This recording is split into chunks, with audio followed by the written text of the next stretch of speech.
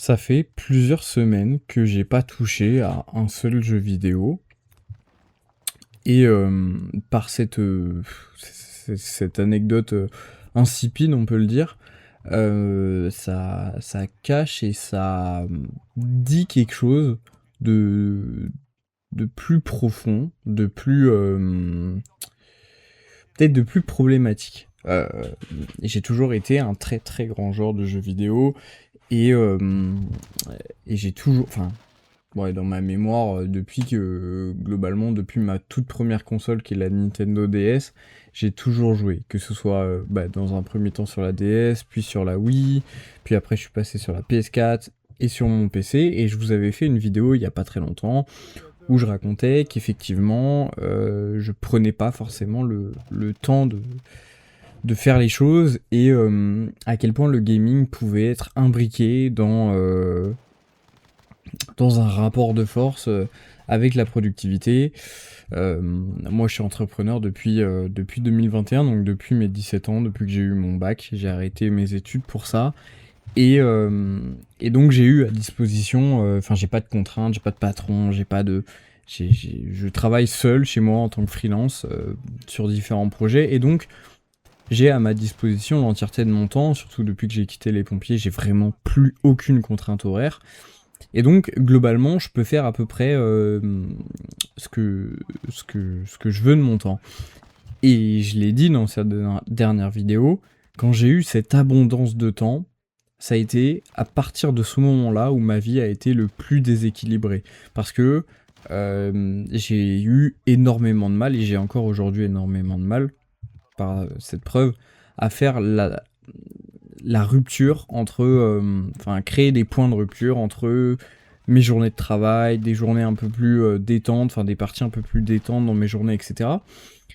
Parce que en fait, toutes mes journées sont composées d'une façon, enfin, je suis passé par énormément de systèmes de taf différents. Je suis passé par du timeboxing, etc. Et d'ailleurs, il faudra que je fasse la vidéo sur le pourquoi est-ce que j'ai arrêté le timeboxing.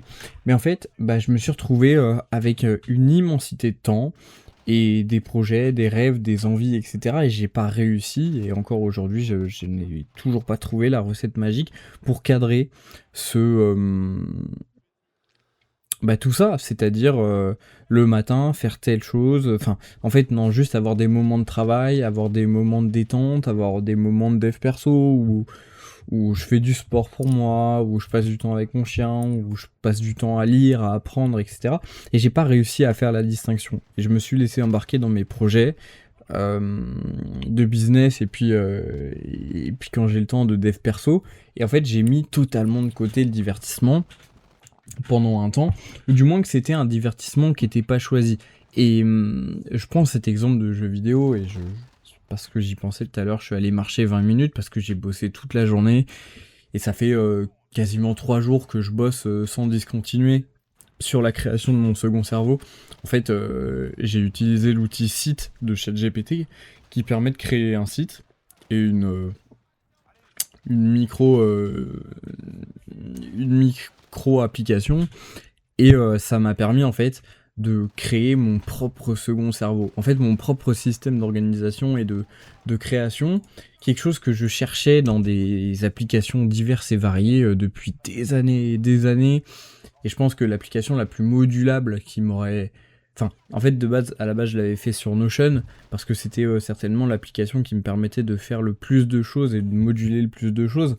Mais pour plein de soucis, que ce soit d'interface, que ce soit d'accessibilité, etc., Notion, j'avais mis un peu de côté. Donc j'avais mon calendrier sur une application, ma to-do list sur une autre application, puis mon second cerveau sur une autre, etc. Et en fait, en découvrant le site de ChatGPT, alors je sais que... Enfin, en découvrant le Codex, parce que je suis pas du tout dans le dev, euh,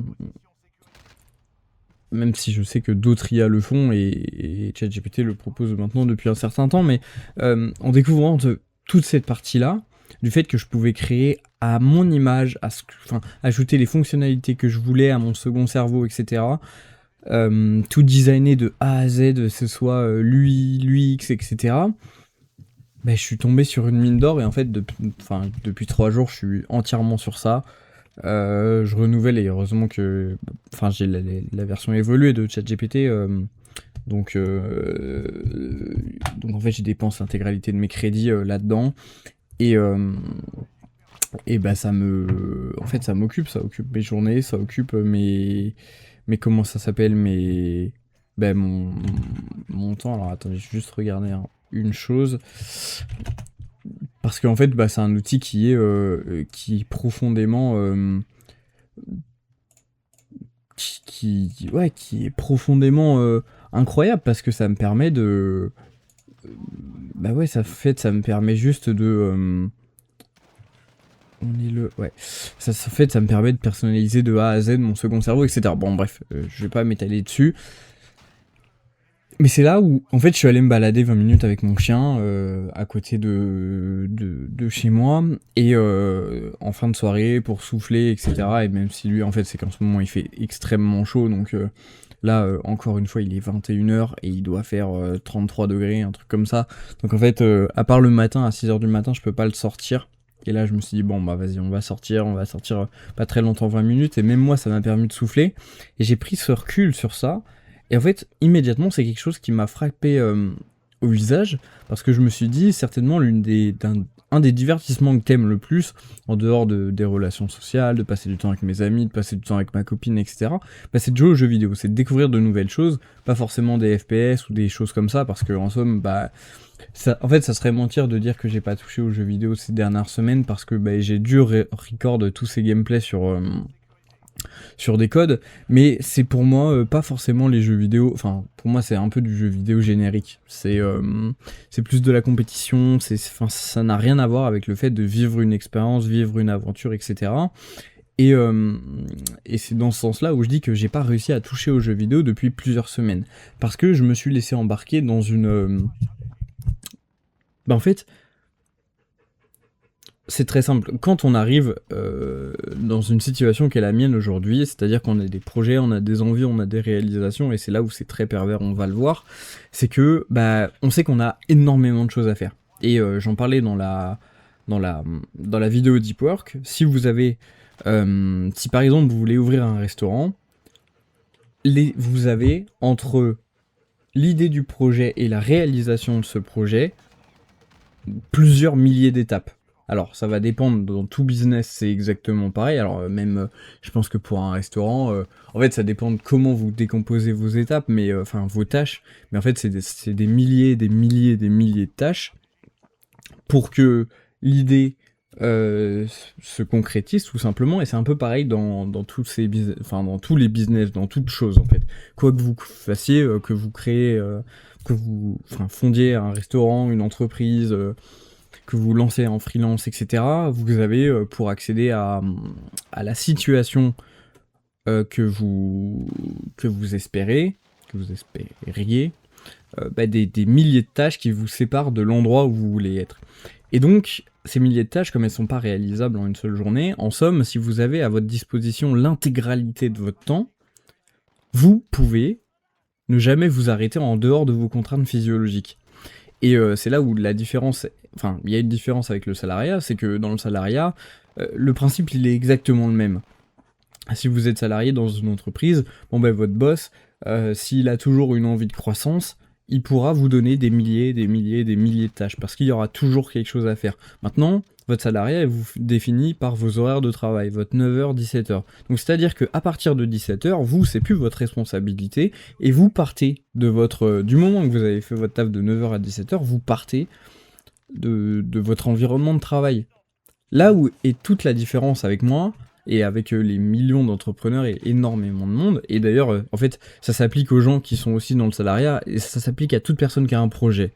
Simplement, la seule différence, ça va être la contrainte du temps. Si vous ne disposez pas de l'intégralité de votre temps, de la disposition de votre temps, vous allez être au bout d'un moment contraint à lâcher ce que vous êtes en train de faire. Et vous me direz, c'est un peu pareil pour tout le monde, parce que je l'ai dit, on a tous des contraintes qui sont des contraintes physiologiques. Au bout d'un moment, je peux pousser mon corps au maximum.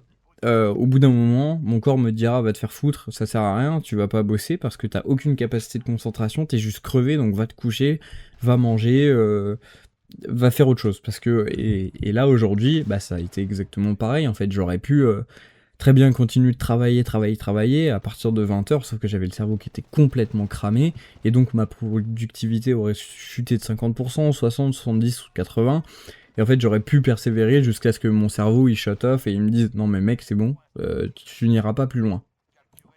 Le problème dans cette situation, c'est que, et dans ma situation, parce que là du coup je parle d'une expérience personnelle, c'est que j'ai pas réussi et je ne réussis toujours pas à mettre des cadres à mes journées. Et surtout que mes journées elles sont de plus en plus surtout dans cette période-là, elles sont très désordonnées. C'est-à-dire qu'on est en été, je vois mes proches, je vois mes amis, je vois ma copine, etc. Donc en fait, j'ai pas une journée type qui se ressemble, une journée un peu plus classique où je pourrais me dire le matin je fais ça, l'après-midi je fais ça, etc. Demain on est vendredi, après-demain on est samedi. Je sais que ma journée de samedi, elle va pas du tout être pareille. Donc en fait, c'est compliqué déjà de se faire une journée typique de base, même si ça sera quelque chose qui ira certainement mieux en septembre. Je pense qu'il faut aussi changer de mentalité et se dire, il y a des journées qui de toute façon ne seront pas idéales, et ça sera comme ça, enfin pas idéales, qui ne rentreront pas dans le mood d'une journée classique, et il va falloir s'adapter. Par contre, toutes les journées classiques, et c'est vrai que si moi je regarde mon année, en vrai, sur 365 jours, je pense que j'ai 300 journées qui sont considérées comme étant classiques, et que je peux ranger dans une journée en étant classique. Et donc, il faut que je me crée un système par rapport à ces journées, et que chaque matin où je me lève, je me pose la question de aujourd'hui, est-ce que ça va être une journée classique ou non? Si oui, je suis le plan de cette journée. Et c'est là où, selon moi, c'est extrêmement important parce que si on parle vraiment jeux vidéo, ça fait le dernier vrai jeu vidéo que j'ai touché par rapport à que j'ai touché, c'est Red Dead Redemption 2 que j'ai refait récemment sur PC. Et donc il a fallu se lancer, et encore pour vous dire, j'ai même pas fini l'épilogue. C'est-à-dire que j'ai fini la partie, la fin de l'acte principal de Red Dead Redemption 2, je vais pas dire le moment si ça spoil, mais faites-le si vous ne l'avez jamais fait. Et depuis, en fait, je sais qu'il faut que je me lance dans une nouvelle aventure. J'ai envie de tester 007 First Light, j'ai Kingdom Come Deliverance 2 à finir, et plein d'autres jeux, j'ai Lego Dark Knight à finir, mais je sais en fait que ça va être des aventures qui vont être extrêmement chronophages. Et donc si je souhaite m'y engager, ça va me demander une ressource qui est extrêmement chronophage.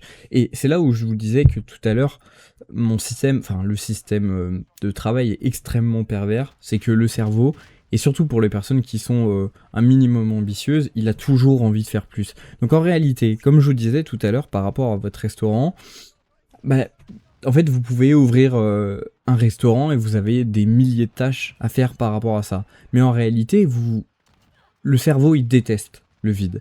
Donc en fait vous trouverez toujours quelque chose pour le cerveau il trouvera toujours un prétexte, une excuse, un prétexte plutôt, pas forcément une excuse, mais pour vous rajouter des tâches. Et quand vous regardez la plupart des entrepreneurs, si vous prenez la plupart des youtubeurs qui ont ouvert un resto dans... j'aime bien prendre cet exemple parce que je trouve que c'est un exemple qui est assez simple et qui parle à tout le monde. Si on prend la plupart des entrepreneurs, des youtubeurs, je parle des youtubeurs parce que c'est plus connu donc c'est plus simple à suivre, des youtubeurs qui ont ouvert un resto ces dernières années. Dans la grande majorité des cas, et même si en fait je me pose la question, mais pour l'intégralité des youtubeurs, aucun ne s'est contenté d'ouvrir un seul resto. Que ce soit Black and White Libra TV qui a été le premier, que ce soit la Casa del Rix de Zach Nani, que ce soit Burgooz de Valouz. Et en fait, c'est des youtubeurs qui auraient pu se dire, très bien, j'ai un projet, j'ai envie d'ouvrir un resto. J'ouvre un resto. Et c'est-à-dire que pendant un an et demi, je bosse, j'ouvre un resto. Mais en fait, une fois qu'ils sont arrivés, une fois qu'ils ont ouvert leur premier resto, qu'ils ont stabilisé le système, qui est par ailleurs entièrement délégué, qu'est-ce qu'ils font? Ils en ouvrent un deuxième, puis un troisième, puis un quatrième. Et en réalité, cet exemple-là, on le fait tous. Il n'y a pas que ces gens-là qui le font, il n'y a pas que les entrepreneurs, il n'y a pas que les restaurateurs qui le font, on le fait tous. Et c'est-à-dire, même moi à un niveau plus simple, je vous parlais dans la dernière vidéo de mon comment ça s'appelle, bah de mon expérience en course à pied, de ce que j'ai pu faire ces dernières années en course à pied.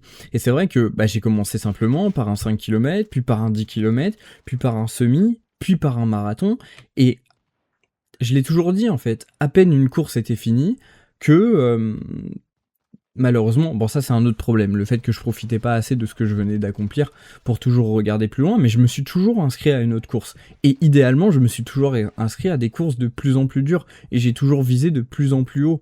Donc en fait, non seulement je rajoutais une tonne d'objectifs, mais je rajoutais des listes d'objectifs qui étaient de plus en plus longues, parce que c'est pareil pour un marathon en fait. Pour l'entraînement d'un marathon, un marathon ce n'est qu'une succession de tâches, une succession d'entraînements, une succession de préparation, une succession de courses, course à pied, d'entraînement, de renforcement musculaire, etc. Et c'est là où c'est extrêmement dangereux, parce que si vous n'arrivez pas, et si dans ma situation comme la mienne, je n'arrive pas à demain me poser des limites sur ce que je fais, je sais que ma vie peut tourner autour du travail. Et je sais que je ne profiterai plus jamais de me poser pour pouvoir jouer aux jeux vidéo, pour pouvoir sortir avec mes proches, etc. Et c'est quelque chose qui est extrêmement intéressant. Enfin, non, je vais pas dire intéressant. C'est quelque chose qui est extrêmement utile. Parce que sans ça, sans tout ça, sans le cumul d'expériences différentes, variées, mais il n'y a pas ce genre de vidéo. Il y a pas. En fait, on fait pas. Enfin, on ne devient pas un humain si on ne sort pas, si on ne voyage pas, si on ne lit pas, si on ne regarde pas des films, on ne joue pas à de nouveaux jeux vidéo, si on n'expérimente pas autre chose que le travail, sa vie habituelle, etc. On n'est pas vraiment un humain. Parce qu'une personne qui ne jure que par son travail, qui ne jure que parce qu'elle... oui, en fait, par son travail, bien souvent, et je pense qu'on en a tous déjà fait l'expérience, il y a des gens qu'on croise en soirée qui parfois ne vivent, ne parlent que de travail, ne vivent que pour le travail. Et c'est certainement les gens les moins intéressants sur Terre. Tout comme des personnes qui, en fait, à partir du moment où on est une personne qui ne tourne autour que d'un seul prisme, autour d'un seul sujet en général, c'est pas forcément des personnes qui seront extrêmement intéressantes, parce que c'est des personnes qui vont être très souvent obsessives, mais qui oublient que notre humanité se résume à bien plus qu'un 9h-17h ou juste à une chose en fait. Et je pense que, enfin en tout cas c'est mon avis, pour ma part, c'est pas la personne que j'ai envie d'être. Et j'ai envie de faire énormément de choses, et de partir de cette simple réflexion de me dire, ça fait des semaines que t'as pas touché à un jeu vidéo. En fait, ça me fait aussi me rendre compte d'à quel point j'ai pu négliger la séparation de mon temps. Et d'à quel point c'est extrêmement important, parce que sans un équilibre, on ne peut pas fonctionner, on ne peut pas réussir.